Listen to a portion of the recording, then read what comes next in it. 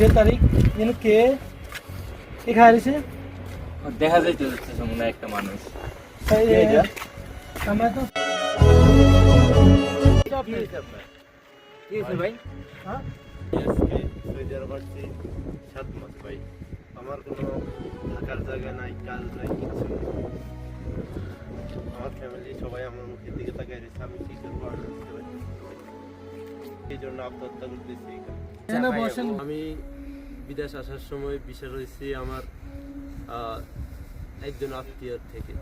উনি বলছে বিদেশ আসার পর আমাদের কাজ দিবে কফি শপ এবং রেস্টুরেন্ট।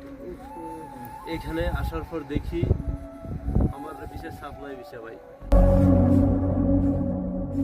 ভাই আমি কি করব ভাই আপনার এখন আমার কাছে কাম নাই, কোথায় যাবো কি করবো।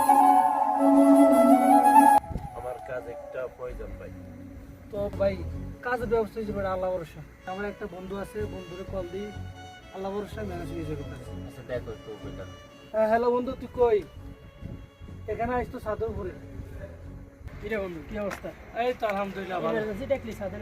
আরে ভাই কি কম তোরে, মানে এখানে সুইসাইড করতে চাইছি। কি কারণে সুইসাইড করতেছে?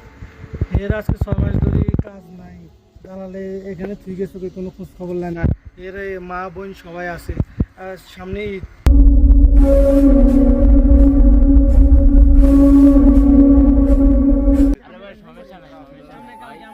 দেখা করবেন, আপনার কাজ ইনশাল্লাহ হবেই হবে।